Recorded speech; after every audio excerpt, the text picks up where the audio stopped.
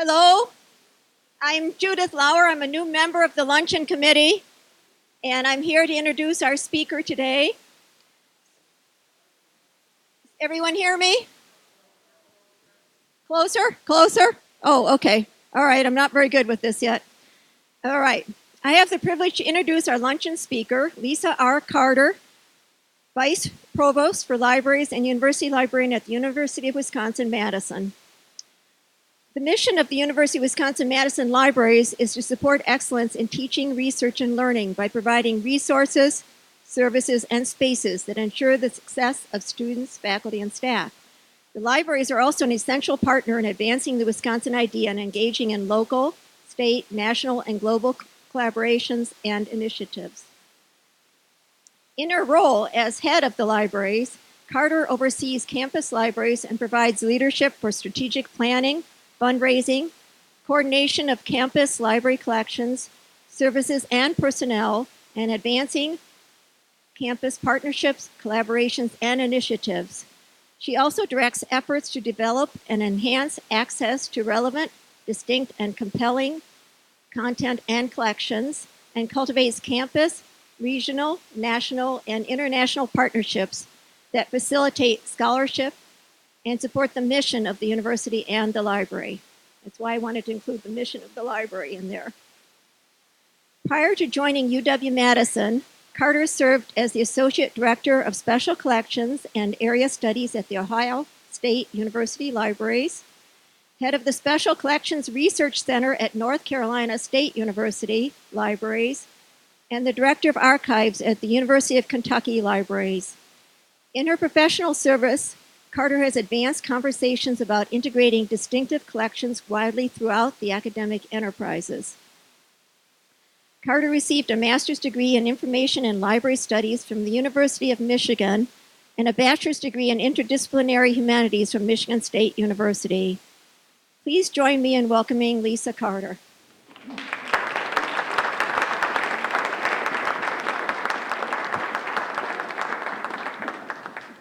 Thanks, Judith. So I tend to be a little louder anyway, but how's the sound in the back?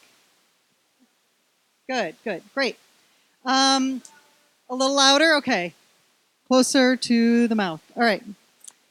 So thank you, Judith, for that wonderful introduction, and to Sandy and Ruthie for helping out, and actually everyone who was part of pulling this event together and inviting me to speak. And I really appreciate you all having me, and I'm looking forward to a chance to talking with you a little bit later after the presentation. So I'm thrilled to be here in Madison, advancing the amazing teaching, learning, and research agenda at the University of Wisconsin.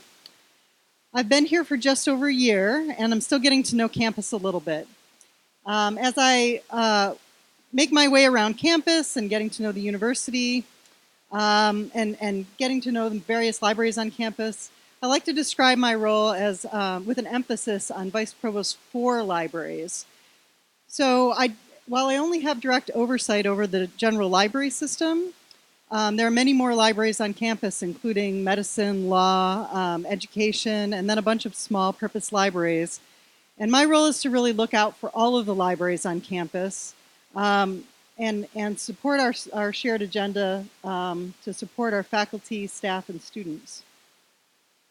A large part of my job is to lead in setting the strategic direction of the libraries and seek resources that we need to enhance our impact. So we're currently going through a general library system strategic planning process.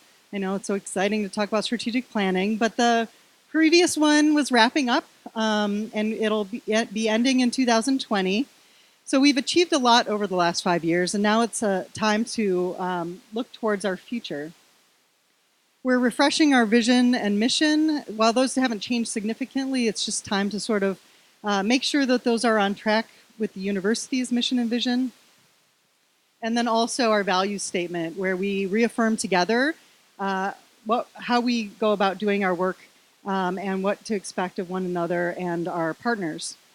Over the summer, we engaged our staff in a bunch of conversations, and And this fall, we'll be engaging stakeholders like the Friends of Library Group and the University Library Committee. I'm also responsible for coordinating all of the activities in the libraries to make sure our systems, policies, and procedures provide a consistent experience in terms of public services for our users. I connect with the special purpose libraries and departments and centers, and I also work on making sure we're well connected with our partners off campus. So the UW system libraries, the Big Ten libraries, as well as the ARL libraries. So in the BTAA, so the Big Ten Academic Alliance, we work together to effectively leverage a collection that represents 22% of U.S. print titles, and we want to increase in our impact and efficiencies. And that's a pretty substantial amount of collections for just the Big Ten, those 15 schools. So it's 14 schools, and then Chicago stuck with us as a library. And that's a pretty substantial commitment to print resources in the nation.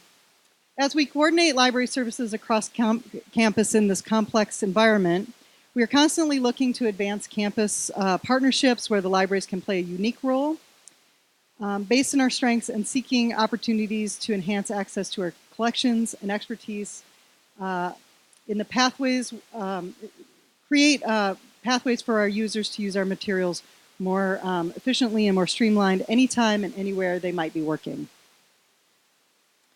So the library's resources are quite vast, with over 10 million volumes, librarians with subject and functional expertise, and a robust web presence. Our website is actually the most visited library right after the main campus site. Our digital collections are rich and provide deep dives into many of our distinctive collection strengths. These are very heavily used. I've been particularly impressed since joining UW-Madison with the strength of the deep expertise in our digital collections unit. UW-Madison has extraordinary expertise that's behind the delivery of those digital collections that would really make my colleagues jealous. So I'm excited to have that available to our users. We have a long and deep history of language and area studies collections that match the university's historic strength in language and international studies. Our area studies librarians are available and deeply engaged with the national resource centers that are federally funded, as well as the language, literature, and culture departments here on campus. We are also in the process of transforming our spaces to respond to how our students learn and work today. Through partnerships, we are increasingly offering active learning spaces as alternatives to the traditional classroom, flexible, multi-purpose study spaces, some with features targeted to specific communities, like the practice area in our graduate reading room. The graduate room in Memorial Library was used 66,000 times just last year. That's pretty heavy use for a room, which isn't very big, actually. And our other spaces, like our design lab, allow students to experiment with technology and use design thinking to advance their work in their classes. In addition to providing inspiring spaces where our students can be productive, we offer co-curricular programming and experiences that enrich their academic experience. We have a program called ISIP, which is an internship, two-year internship in information studies. For undergraduates, it's designed to increase diversity in the information specialist professions. We provide students with a deep dive and critical skills in understanding and managing our complex information landscape. One of our graduates from that program, Corey Black, said, "ISIP is really the first time I've had a job that I've been really, really excited to go to each day, and I'm surprised at how many things a librarian can do."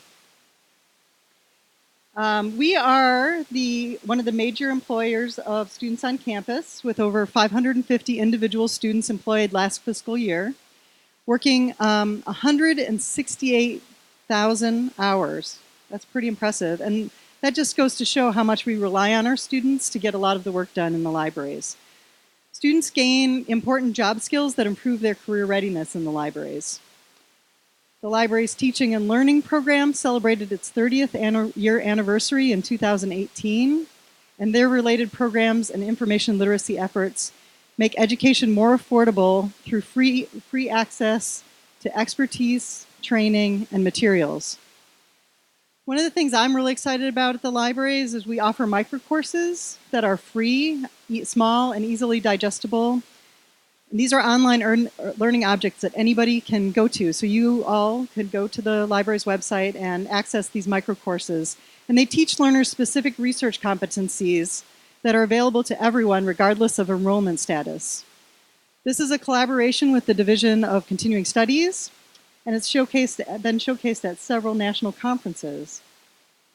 Our most recent release that came out just a week or two ago was one on intellectual property issues. That was a partnership with the graduate school.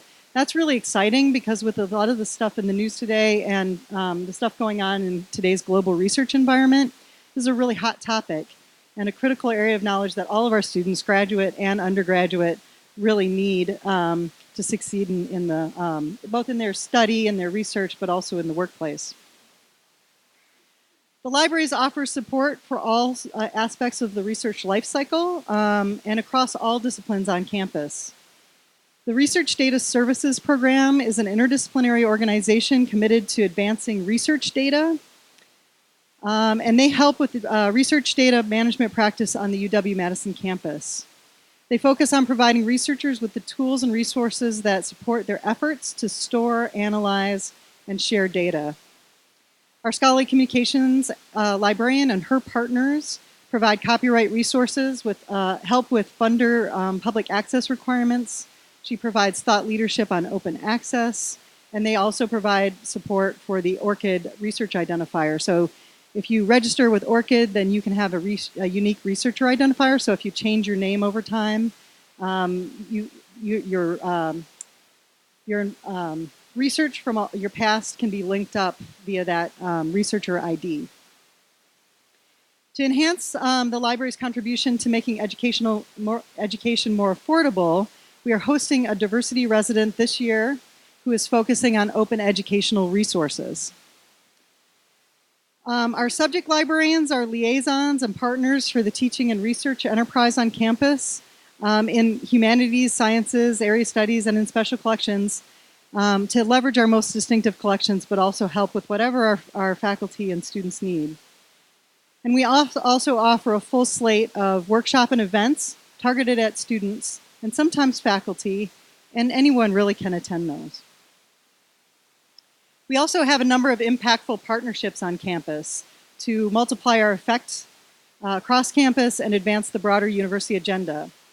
So one of them is SOAR. This is a really exciting program where the Office of Advising has, they pretty much over the summer take over a whole floor of college library. This collaboration is critical to help us meet a critical campus space need and ensures that students are introduced to the libraries pretty early on in their time on campus. We also, in Memorial Library, host the International Student Orientation, which similarly engages our international students and have them experience the libraries as a central place to come and get assistance. Memorial Library just became the home of the UW Press. This addressed the strain of a high-cost space rental off campus for the university. It integrates the press back into the campus community, and it facilitates knowledge creation, scholarship, and other opportunities to share physical and digital infrastructure with the press. We also helped the Chancellor out with her Go Big Read program. The library staff manage the solicitation of suggested books, review titles, guide the decision-making process, work with authors' agents, and cultivate key relationships with publishers to ensure the university can distribute all of those books across campus to thousands of students. And I've got a slide with more detail on that in a minute. Let's see. We also partner across the country on the Diversity Residency Alliance. This unites academic libraries across the country who are committed to increasing the number of underrepresented people in our libraries. We are currently hosting 4 residents. There's one in special collections, There's one in area studies. I mentioned the person who's helping out with open educational resources. And then our newest one just joined us to work on digital scholarship. We also partner with the Great World Text Program. This is a program where the Center for Humanities sends books out to 2,500 students at 33 schools across the state. And they all read Jamaica Kincaid's A Small Place last year. This year they're reading Kiss of the Spider Woman. So that's exciting. Thousands of these students will come to campus and they will present projects, their creative projects. So the libraries buys the books, and then we also send librarians out to help teachers understand how they can work information literacy principles into their teaching of these books. We also led our oral history program in the Lands We Share project, which was a traveling exhibit and community conversation tour focusing on farming and history in 5 Wisconsin communities. Our oral history program served as a key partner with multiple system campuses and in training community members to do oral histories effectively. We also are working with the university's partnership project with Nazarbayev University. This is helping this new university set up a world-class library system and extends our expertise in strategic planning, teaching and learning, public services, and technical services across the sea. Sorry, where is that library? It's in Kazakhstan, yeah. And there's a university-wide project that helps them set up classes and establish shared governance and all sorts of things. So we're just one consultant party. While we attend to the needs of our faculty, staff, and students most directly, we know that the richness of Madison is that our academic community is quite broad. And of course, we pursue the Wisconsin idea. And that is that the assets of the university, including the library, should be applied to solve problems and improve health, quality of life, the environment, and agriculture for all the citizens of the state. So I've listed here the variety of ways in which we connect with the broader community. We're very excited about some of the work our university archives is doing with a committee of community members to establish an LGBTQ+ archive. This effort will be receiving the Governor's Archives Award for its outstanding work with historical records in Wisconsin later this month. We also have a program called Holding History. We host that. It's actually a little bit broader project than just in the libraries. But it's an amazing program which teaches students and the community members about the history of media and furthers research through work with special collections, highlights student curation of rare books, performs outreach by providing unique educational opportunities, and serves the broader public by extending access to community resources. For example, last year they held a workshop on papermaking out on Library Mall. And then later on, they had another session with typewriters, and so students and the community members could actually type on handmade paper with good old-fashioned manual typewriters. So students lead these events, and they're really sharing book history of. So they're sharing both the history of printmaking, but also the history of science collections and our special collections as well. Many of you know that the Wisconsin Book Festival starts this week, this Wednesday, I think. And through our friends of the library, we are engaged with the festival. We have the book sale, which is later this week. Please stop by and buy a bunch of books. We also host some authors, and there's also the Go Big Read author event, which is tomorrow night, by the way. Please come, and there's another slide on that in a minute.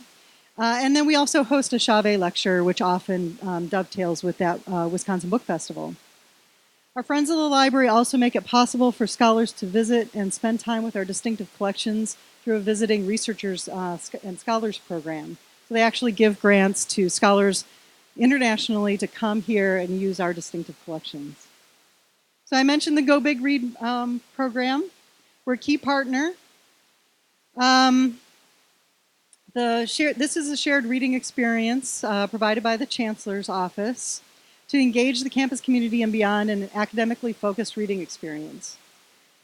We hope that people will generate vigorous discussions and exchanges of diverse ideas around this book. We intend to promote connections among students, faculty, staff, and alumni and the wider community.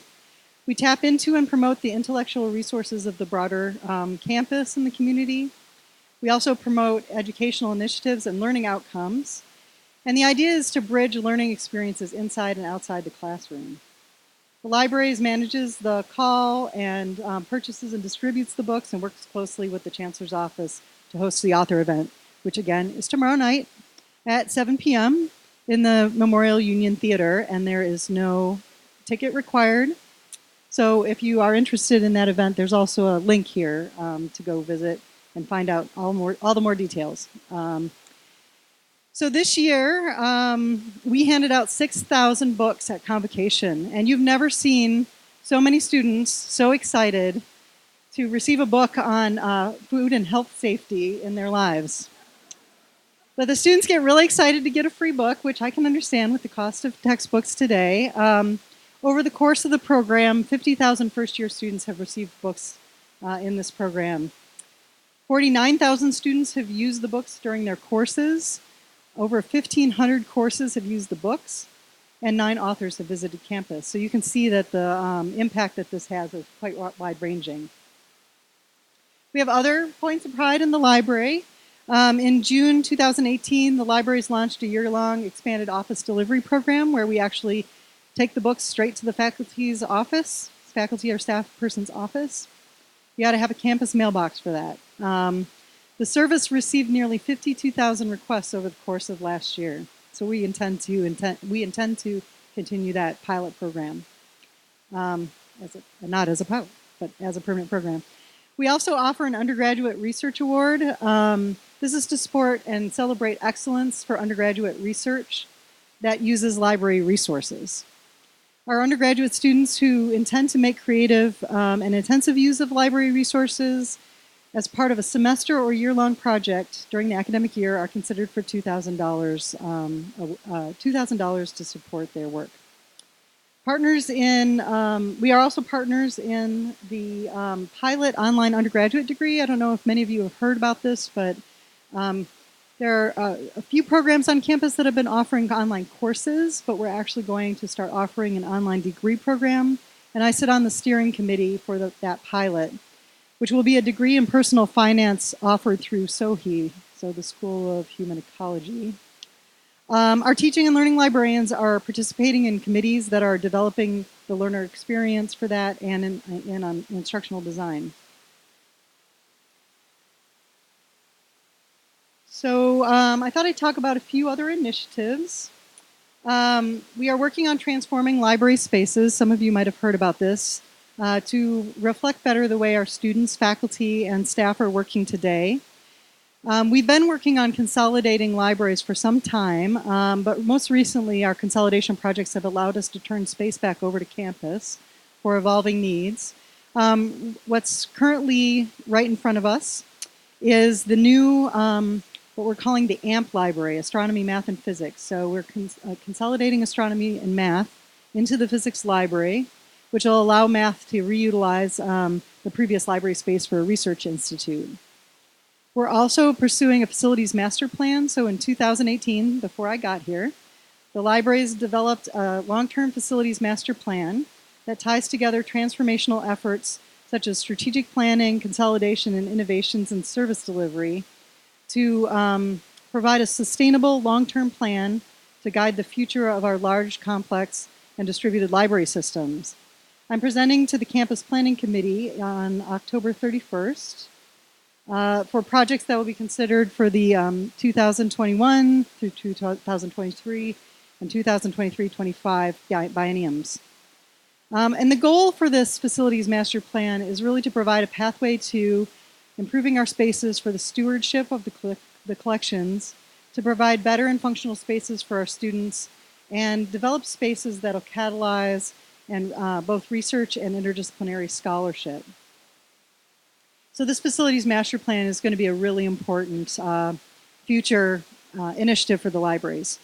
We're also working with the Our Shared Future program. So you might have heard that the Chancellor has been working with tribal nations to increase awareness of the history of Madison and the University of Wisconsin-Madison location. And we are going to be hosting the Shared Heritage Marker in December and doing some programming around that. We've also been featuring the IMUW campaign in our libraries to help students understand that UW students come in all shapes and sizes. They have all kinds of interests. They have all kinds of backgrounds.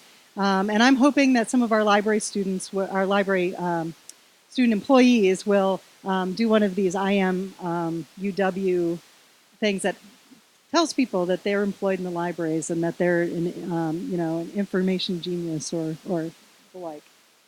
We are also, I've just received also the Diversity, Equity, and Inclusion Strategic Plan from our committee. And that has a lot of really interesting and important work that we have out in front of us to improve the inclusive environment and our values for inclusion across the libraries. So I'm about to wrap up. I wanted to highlight the Friends of the Libraries fall events. I mentioned the fall book sale that's coming up this week. There's also an event at the Bubbler at the Madison Public Library. The Friends of the Library is really a way to get engaged with the university libraries if you're a member of the community.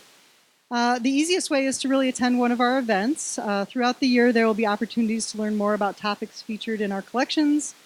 One great example was last week's poetry music performance from Fabu and Lauren Brianna Ware, which shared the work of Mary Lou Williams, who was a jazz composer from, I think she worked in the 1940s up to the 1980s. And I'd just like to point out that our president of the Friends group is here today, John Dillon. You all might know him, and he's going to come and say a few words around how you can learn more. But you also might consider volunteering to work with the libraries. So we have a volunteer board. They have many, many committees for events and other things, and we could use a few more volunteers. So if you're excited in any way to help out with the book sale, bring in outside scholars, or anything else, please join our Friends of the Library board.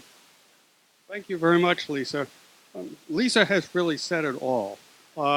So you'll find at the table some brochures about the Friends of the Libraries, highlighting some of what we do. There's contact information in that.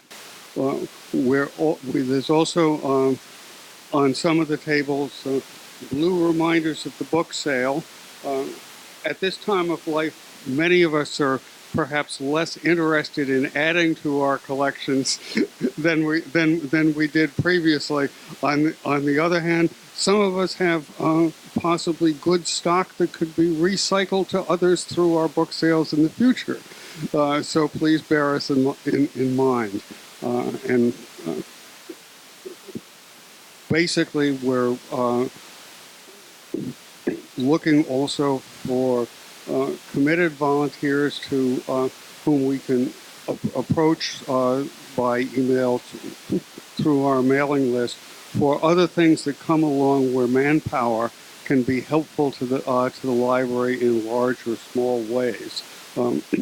A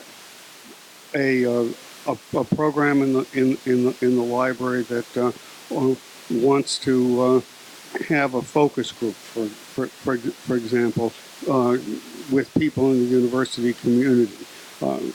There are many other instances of that sort, and it's also an opportunity to have some fun. So thank you very much. Take care.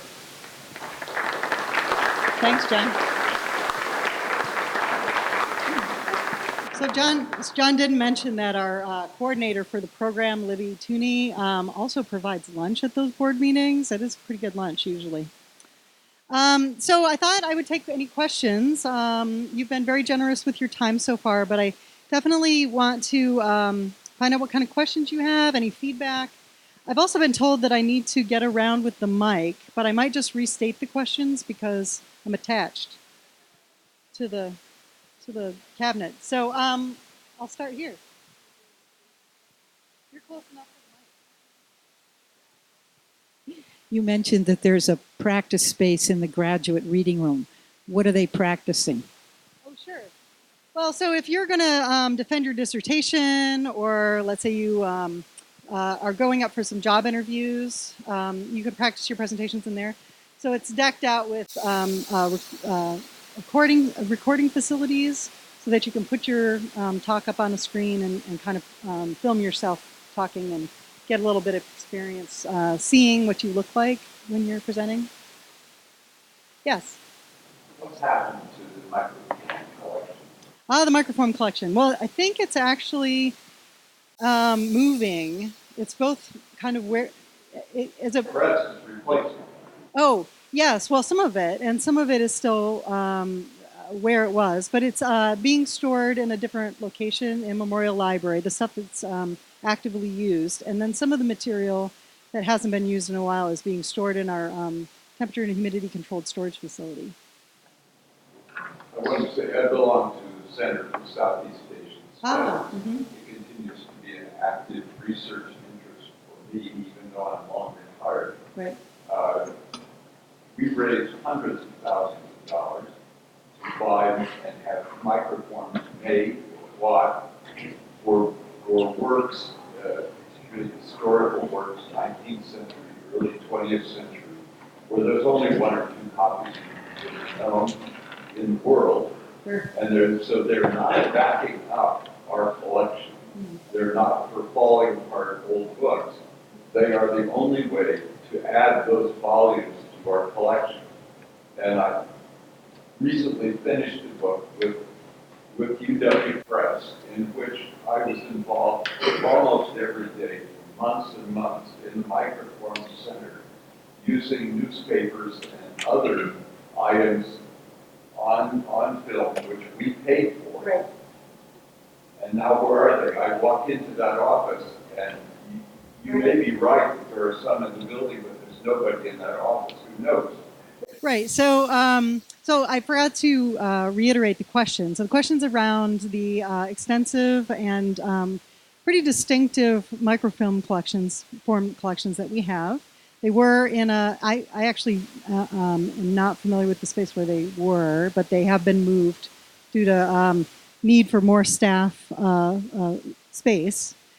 But we do have. So they've been moved to either storage space in the building or at Verona, the Verona shelving facility. But a staff member can retrieve those materials for you and have them ready for your use as you need them. So I would Walk in there and get 2 boxes of reels and work through the problem I'm writing about at the moment. Right. So those can be delivered back to a service desk where you could then pick them up at the service desk and use them at that point. Both the loss of immediate access and the loss of our geography library do nothing but put obstacles in front of research efforts. Sure. They may be good long-term for space reasons, but I can't imagine why the press is well suited in the libraries. I value the press, I work with them, but why the library? Right. So the library spaces are changing, and when we were looking around campus with the library's central location, it was really an idea to bring the press there to get them back into the sort of streamlined flow of where faculty come to do research and think about scholarship and disseminating their scholarship. So the press fits in with the library in terms of space because it's so in a central location in a place where scholars are used to coming to think about both generating their research but also then disseminating it. Opportunity cost has been awfully high. Sure. And I think that actually is a really honest and open conversation that we need to be having on campus because it's not just the microfilm collection or the geography library. There are other libraries that are in a similar sort of situation where the resources are being moved and the research practices are changing. And that's a conversation we're going to be having across the campus as we continue to facilitate the facilities master plan. So thank you for that question. In the back. Will the professional library collections remain independent? So the question was, will the professional libraries collections remain independent? I think you're talking about the iSchool, the information school library collections. Law. Oh, right, law and medicine. Yes, yes. Oh, so the professional libraries. Yes. So yes. So the professional libraries, medicine and law, report to their deans, and they receive most of their resources from their deans, and they will continue to do that into the future. Yep. Great. You talked about the building storage facility, and I used to work for the libraries, and I'm very excited when that happened. So maybe you could explain to the people here what that is. Sure. So the libraries has a storage facility. It's a high-density Harvard-style storage facility in Verona. The idea there is to store little used or not very often used books and other materials out there. The temperature and humidity control is much tighter there than it is in our other facilities. And materials that are there are much more highly protected, which is great. And but what it's required us to do is to change and rethink the service model. So that has brought us to the idea of doing office delivery. You request a book and we deliver it to your office rather than have you have to come into a library and fight with the compact shelving and locate it and see if it's still on the shelf, and make sure that, and it avoids the fact that somebody's moved it and reshelved it incorrectly. So we have had to change our service model, actually, to be able to store things off-site. But the nice thing for the Verona storage facility is, again, the protection of the materials. And we are trying to improve our service delivery models to be able to get those materials back on campus. And it's pretty impressive. It's a lot of books it's a big space, but it's a lot of books in that space. Other questions? Yes. What's happened to the engineering library? I heard that it's closed. What's that space going to be used for? So we did close the engineering library in conjunction with the engineering department. We've moved those collections into Steenbach Library or into the Verona storage facility. The facility is now being used for engineering purposes, the engineering department's purposes, and my understanding is they've stood up a makerspace in that, and I have not been able to go to the 2 or 3 open houses they've had to actually see it. So it's been turned over to student uses and then a makerspace. When I say student uses, I mean studying. So studying and collaborative work and project work and spaces that allow for that. Yeah. What are the future of libraries? Where are we going to see libraries being in 20 years? Will there be books? Will there be yada, yada, yada? How will they be used differently than they are now? Sure. Yeah, so there will always be books in our library, and I think that there's always going to be a place for research that it includes browsing as a research method. So we're going to be housing books in our libraries for a very long time. We are working very hard across pretty much many academic and public libraries to identify collections that are not heavily used, and in some cases it's things that haven't circulated in 10 or more years, and moving those off-site so that we can open up some spaces for programming use. And so what that means for the UW-Madison libraries is more flexible spaces and multi-purpose spaces for our students to study, work together, participate in active learning processes, things like digital humanities labs and data visualization labs, research consultation spaces, community open and more effective community spaces. So I think what we are seeing in our libraries, both academic and public libraries, is much more flexible and engaged spaces for the community. And it is, but we're balancing that. We're balancing that with this, the traditional needs that many people still use libraries for, whether that's browsing collections or accessing microfilm or coming into special collections to read a manuscript or actually see old photographs. So those are all things we're trying to balance and accommodate in our libraries. I think the other thing that's happening in libraries has been happening for quite a while is a lot of this stuff is going online. So whether it's our services or collections, we're increasingly trying to make more and more available online. So we offer a 24/7 chat service out of the libraries. I think it's actually 24/5 because I think it's not overnight on Saturdays, Fridays and Saturdays. But what that means is pretty much anybody can go and they answer questions from all over the world and chat with a librarian at 2 o'clock in the morning if that's when you're doing your work. And so we're seeing more and more services gradually become more and more like that. Anytime, anywhere that a student or faculty member might need access, we're trying to provide pathways. Yeah. There's a new school of computer data and information services. Yeah. Are you guys involved with that at all? Well, we employ the graduates. So that new school includes the information school.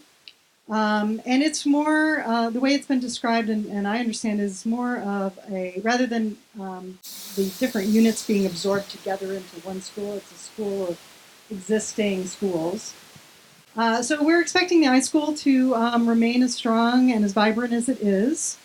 It just has the opportunity now to be paired a little bit more intently with computer sciences and data sciences. It's nice because the chancellor, when she talks about this effort, really leans into the ethics of the information professions as one of the things that the iSchool is carrying forward in that sort of ecosystem. And we're excited because the kinds of people that we're employing in our libraries these days are the kind of graduates who would be operating where there would be an iSchool alongside these other units, and really having the opportunity to sort of take classes and be exposed to faculty and other students in like-minded research and teaching areas. Other questions? Yes? Memorial Library has always been very well secured relative to other libraries on campus. Are there any plans, or is anyone looking at possible better security for all of the libraries? Well, so it's interesting because security is a balance that you make with community service, right? And being able to service your community. And Memorial is in a unique spot there because it's right on that urban border there with State Street and Lake Street. I think we don't really find that we have, we feel like we have an adequate amount of security for Steenbach College and some of our other facilities. There are ways to make sure people are checking out the books. So there are gates that help alert folks when when somebody's trying to get around the desk. But increasingly, those gates too we're not relying on them quite as much as we used to. I would say that, in my personal opinion, I'd rather see and experiment with ways that we can provide the right and appropriate amount of security for our facilities, but also open them up as much as possible and allow a more seamless sort of transition through and into and out of our buildings. I think Memorial is really hard to navigate because it's sort of been cut up over time, and there are microclimates, so our materials on one floor are in a completely different climate than our materials on another floor. And I think there's a lot of improvements we could make to Memorial that would not only make it safer, but more modern for today's needs. One of the things that many academic libraries are doing is they're opening up the space so that sightlines are more effective. And what that allows you to do is it gives you a level of security that you don't have in a facility where there's a lot of little pockets off in the corner that aren't, visited very often. So I think it's a balance. Security is a balance, and as we think about renovating our facilities, we'll be definitely keeping security in mind, both for our materials but also for our users, but also looking for ways that we can make them more and more accessible to the community, both our students, faculty, and staff, but then the broader community as well. Yeah. I was speaking to Frances Steiner, the development officer of the library the other day, and she mentioned that one of the long-term plans for Memorial is to return it to its original state. And I asked her, we were walking out the front door, I said, are you going to have the staircase going up to the second floor? I think that if we take it back to that, we're sort of going backwards in time rather than doing something valuable for the library. Sure. Yeah. So that question was about. I realize I haven't been repeating the questions. Frances Steiner is our new development officer. She's even newer than I am. She just started in August, I think. No, sooner than that, July. And so she's getting to know the libraries in our community. So actually, if I might shed more light on returning Memorial Library to its original state. So what I would say is what we're going to be trying to do is restore the aspects of the building that were beautiful and extraordinary when the building was first built, but updating them and creating spaces that are also appropriate and ready for the modern era. So it's not just about taking Memorial back to its original state that it was in 1950 or 1953, I understand, when it was built. But it's about trying to find a balance between all the things that were beautiful and wonderful about the original building, but also add modern accoutrements, right? More electricity, better sound, open sight lines. The building was not built for open sight lines. It was built for closed stacks. And the other thing, too, is that on the Lake Street, State Street corner is a big stacks tower, which just holds floors and floors and floors of compact shelving of books. And what I would have envisioned, and this is a 25-year plan, so who knows if I'll be the one creating the vision for the library. But what I would envision is something a little bit more open, and so the Madison Public Library has, a glass wall that you can see right in, and kind of get the sense that there's exciting things happening in there. I'd like to see something that's a little bit more open like that on the back side instead of a big concrete wall that greets our visitors. They're basically saying, "Stay home." So I think it's not about completely taking it back all the way to the way it was in 1953. It really is about restoring a historic building in a manner that allows it to be modern and dynamic and flexible. Yeah. Are there partnerships with local public libraries, and what's sort of the nature of the partnership? Yeah, so with the local public library, it's primarily around the Wisconsin Book Festival that we find our partnership. That's not to say that it's the only one we'll ever have, but right now that's the existing partnership with the public libraries. I've met the director of libraries, and he's wonderful. He's been really great helping me get onboarded. And I'm looking forward to what the Friends of Libraries is going to be doing in the Bubbler, because I actually don't know much about that event coming up. But right now it's primarily focused on events. I think there's lots of opportunity. We share some same challenges and opportunities around how we're connecting with the community. So there's things to explore there. Yeah. To follow up on that, are there partnerships with school libraries around the state? The question was about school libraries, partnerships with school libraries across the state. I think that the most active partnership we would have is with this Great World Text program, and that's not really with the libraries as much as it is with the schools themselves. I think our school media centers and libraries are kind of under siege right now, but that's something definitely interesting to contemplate. I think that there's some opportunity too to pull in our iSchool partners and think a little bit about what's the special connection that the UW-Madison libraries can play. We want to be careful that we're not duplicating effort or filling a need that another partner could actually fill better. So. Do we not still have the WISC loan system? Oh, the library loan, but just for the campuses as far as yeah. Oh, yes, absolutely. So I was interpreting, so that the question was around the schools across the state. Yes, we do. So I'm sorry, I had interpreted that first question as high schools and elementary schools, but indeed we do operate as a critical partner in the UW system. Yeah, absolutely. And we buy stuff together. We loan things between the campuses. In fact, I'm driving up to Stevens Point, Wausau on Wednesday for our annual or fall in-person meeting of the library directors. UW-Madison actually hosts a lot of services for the UW system. So we all bought Alma together. That's the OPAC, the online library, the catalog, the online catalog. And so we provide a lot of the troubleshooting and support for that system, as well as many other processes and systems. So yeah, that's a good point. Thank you. Saw another hand? Yeah. Here in Wisconsin, we have a nice fall, but it's followed by a long, cold winter and a very short spring and a hot summer. Yeah. So tell us what brought you to Wisconsin. Indeed. Well, so actually I grew up in Michigan.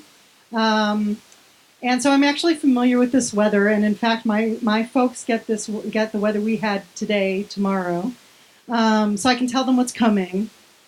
But actually, I've spent most of my time between graduating from university in Michigan for the early parts of my career in more southern schools. So Kentucky, North Carolina, Ohio State. And I've got to say that the summers are a little bit cooler here and the spring is much shorter.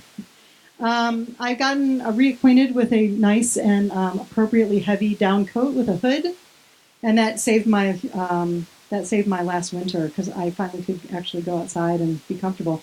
So I live downtown, which means I walk to work every day, and it was getting really hard in a wool coat right around the end of December. So what's brought me to Wisconsin is actually the strength of this university. This is an amazing university with amazing resources, an incredible portfolio of research happening here at this university, amazing teaching, and really great opportunities for partnerships for a library.